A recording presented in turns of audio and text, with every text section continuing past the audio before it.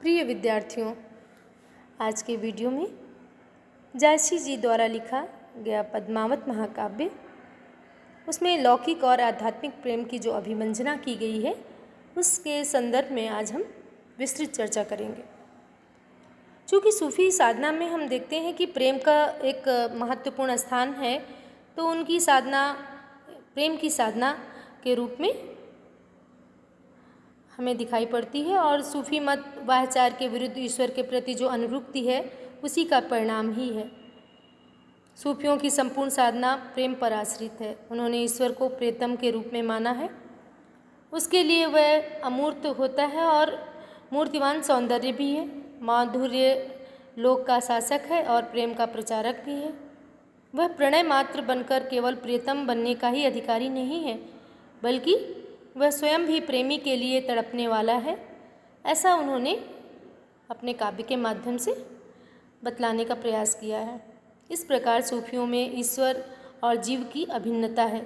ईश्वर का जो जीव है वो एक अंश के रूप में, यानी जीव को ईश्वर का अंश ही माना गया है और वह प्रेमी है और वही प्रियतम भी है। सूफियों ने प्रतीकों के आवरण में जीव और ब्रह्म के प्रेम का जो प्रतिपादन किया है, उनके अनुसार सांसारिक प्रेम, जिसे इश्क मिजाजी का नाम देते हैं, वह ईश्वरी प्रेम यानी इश्क हकीकी। जो सांसारिक प्रेम है वो इश्क मिजाजी है और जो ईश्वरी प्रेम है वो इश्क हकीकी है। तो उसका प्रथम सोपान मानते हैं। संपूर्ण जो सूफी प्रेम काव्य हैं इसी आधारशिला पर अलंकृत हैं। जब प्रेमी में प्रेम का पूर्ण स्फुरण हो जाता है तब उसमें समदृष्टि आ जाती है। वह सभी मजहबों से ऊपर उठ जाता है। उसका धर्म केवल खुदा का प्रेम है। और इस संदर्भ में रूमी ने भी लिखा है कि इश्क का मजहब सभी मजहबों से अलग है। खुदा के आशिकों के लिए खुदा के अलावा कोई मजहब नहीं है।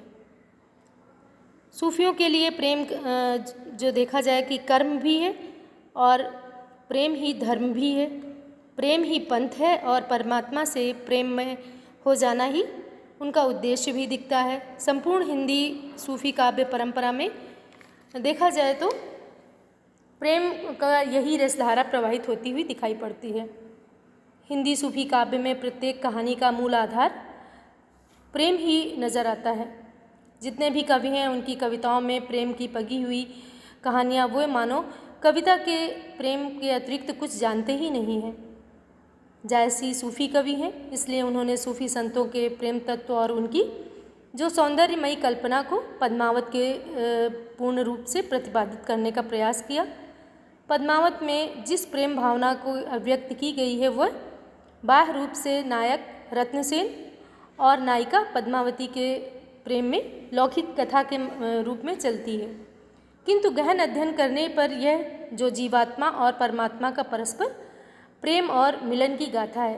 पद्मावत के प्रणेता जायसी का एकमात्र लक्ष्य लौकिक प्रेम का वर्णन करते हुए आध्यात्मिक प्रेम की अभिव्यक्ति करना ही था।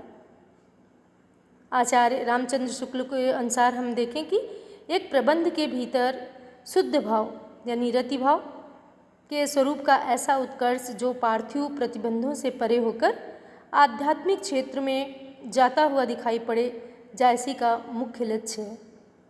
इस संदर्भ में डॉक्टर रामकुमार वर्मा को हम देखें तो वो कहते हैं कि जायसी ने अपने पद्मावत की कथा में आध्यात्मिक अभिव्यंजना रखी है। सारी कथा के पीछे सूफी सिद्धांतों की रूपरेखा देखने को मिलती है। जायसी प्रेम के रहस्य से अच्छी प्रकार से अवगत थे, इसलिए उन्होंने प्रेम को परम तत्व माना और इसका विशद वर्णन भी किया है। जायसी के अनुसार इस प्रेम में बंधन में जो एक बार बंध जाता है वह फिर इससे मुक्त नहीं हो पाता। इस प्रेम में अनुप्राणित साधक को प्रेम के अतिरिक्त संसार से कुछ भी मधुर नहीं लगता। रत्नसेन तोते के रूपी जो गुरु हैं, उनके मुख से पद्मावती का जब रूप वर्णन सुनते हैं तो यह अनुभव करने लगते हैं कि 3 लोग 14 खंड में प्रेम के अधिक मधुर कोई और वस्तु हो ही नहीं सकती। 3 लोग 14 खंड सबे परे मोहि सूझी, प्रेम छाणी नहीं लोन कछु, जो देखा मन बूझी। इस प्रेम में बड़ी ही मोहक शक्ति है। मोहक होते हुए भी इसकी साधना सरल नहीं मानी गई।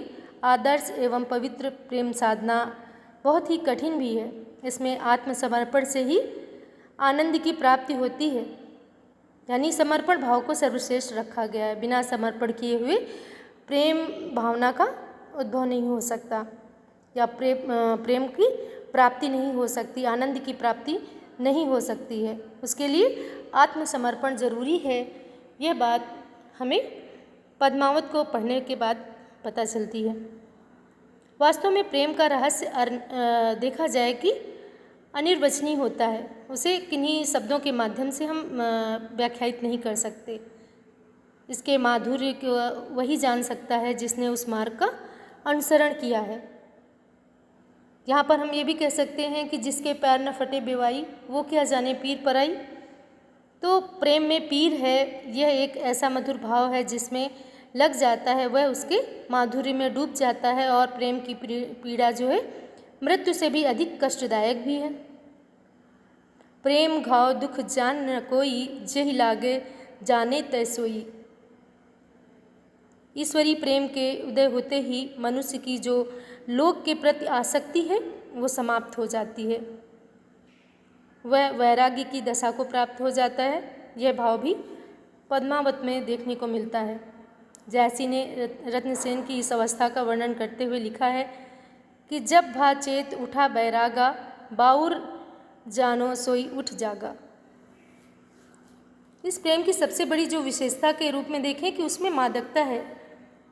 सूफियों में तो ये मादक भाव अपनी चरम सीमा पर पहुंच गया है। जैसी भी सूफी रहस्यवादी थे, अतः उन्होंने प्रेम के मधुर मादक भाव को बड़े सरस शब्दों में व्यंजना की है। कुछ पंक्तियां हम देख सकते हैं। प्रेम सुरा जहके ही माहा, कित बैठे महुआ के छाहा। प्रेम जो साधना है वो साधक बाध्य और साध्य यदि रूप में हम देखें कि किस प्रकार से इस प्रेम साधना में साधक जो है बाध्य भी है और जो साध्य साधक है वो भी हो जाता है। और जैसी ने इस सत्य को अपनी अभिव्यक्ति के माध्यम से माना भी है कि सूफी प्रेम में सबसे बड़ी विशेषता अद्वैत भावना है।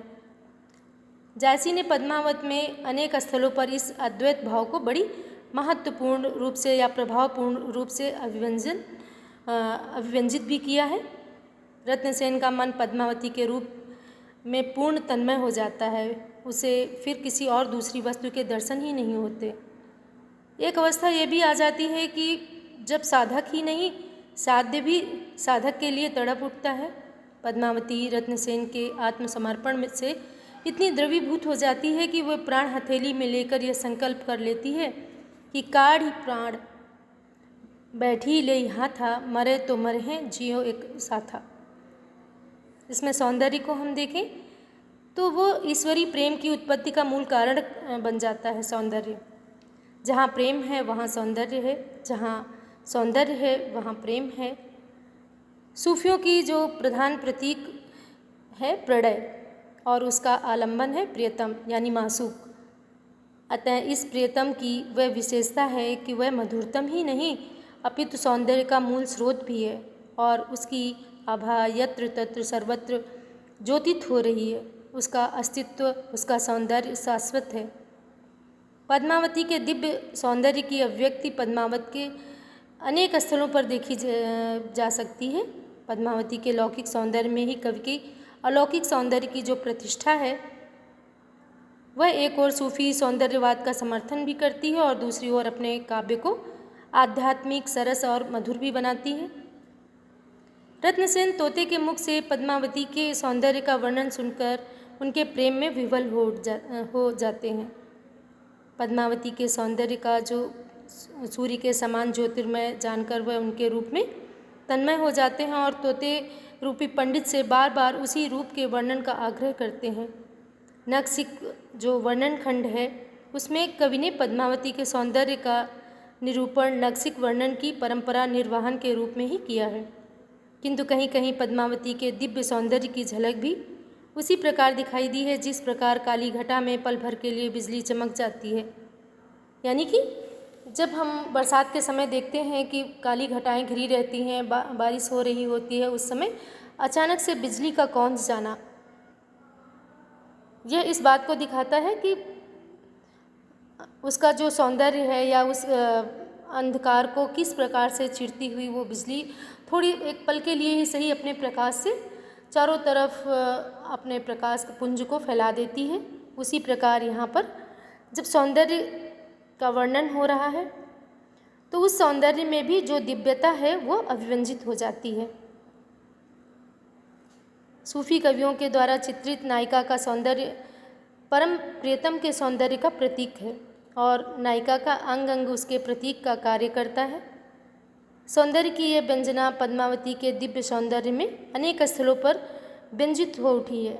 पद्मावती रूप विराह के क्षेत्र में देखें कि किस प्रकार से वो रूपमती तो है ही, नेत्रों के दर्शन मात्र से कमलों की जो सृष्टि हो गई है, उनके शरीर की जो निर्मलता है जल की निर्मलता के रूप में प्रतिबिंबित हो रही है और किस प्रकार से वह सौंदर्य से परिपूर्ण होकर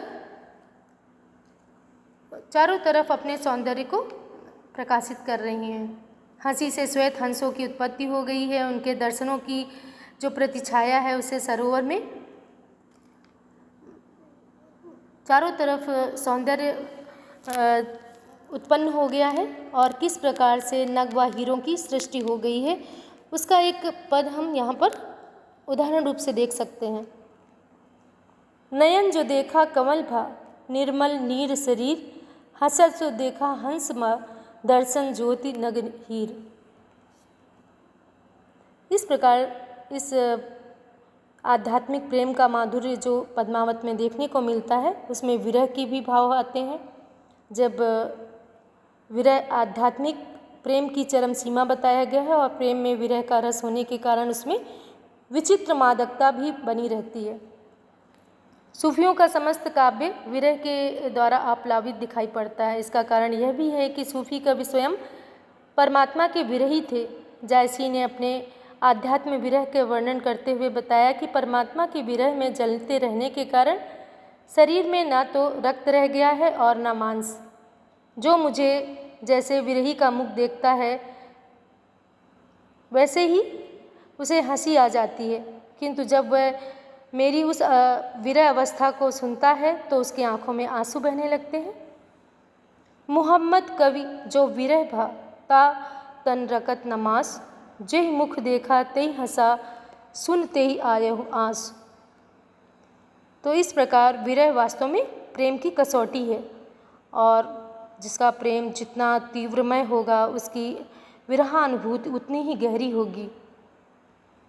यह हमें पद्मावती के सुवाखंड में देखने को भी मिलता है। तो इस प्रकार से हम देखें कि पद्मावत में जो सौंदर्य जायसी ने दिखाने का प्रयास किया है और उसमें जो लौकिक और आध्यात्मिक प्रेम का वर्णन किया है वह बहुत ही सुंदर बन पड़ा है। इसके आगे के व्याख्या के बारे में और समीक्षा के बारे में हम दूसरे वीडियो के माध्यम से बात करेंगे। अब इसको मैं यहीं समाप्त करती हूँ। नमस्कार।